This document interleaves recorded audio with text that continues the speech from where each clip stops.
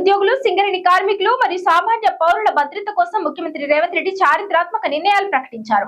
Assembly సమావేశాల సాక్షిగా విధి నిర్వహణలో ప్రాణాలు కోల్పోయిన ఉద్యోగుల కుటుంబాలకు అండగా నిలిచేందుకు భారీ బీమా ప్యాకేజీని ప్రభుత్వం అందుబాటులోకి తెచ్చింది. ముఖ్యంగా అత్యంత ప్రమాదకర పరిస్థితుల్లో పనిచేసే విద్యుత్ శాఖ మరియు సింగరేణి ఉద్యోగుల కోసం ప్రభుత్వం ప్రత్యేక శ్రద్ధ తీసుకుంది.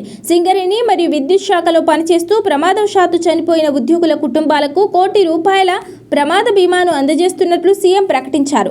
ఉద్యోగుల్లో మనోధైర్యం నింపేందుకు అసెంబ్లీ వేదికగానే బాధితులకు బీమా చెక్కులను పంపిణీ చేశారు. ఇలాంటి భారీ బీమా సౌకర్యం దేశంలో మరే రాష్ట్రంలోనూ లేదని, తెలంగాణ ఇతర రాష్ట్రాలకు ఆదర్శంగా నిలుస్తోందని రేవంత్ రెడ్డి పేర్కొన్నారు. సామాన్య పౌరుల కోసం ఇందిరమ్మ జీవిత బీమా అనే నూతన పథకాన్ని ప్రభుత్వం అమలు చేస్తోంది.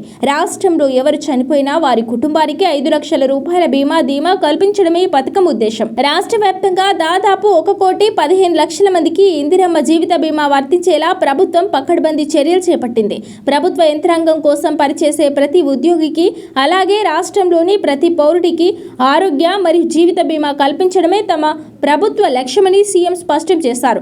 ఈ బీమా పథకాలను మరింత పకడ్బందీగా అమలు చేస్తామని, ఏ ఒక్క అర్హుడు నష్టపోకుండా చూస్తామని హామీ ఇచ్చారు.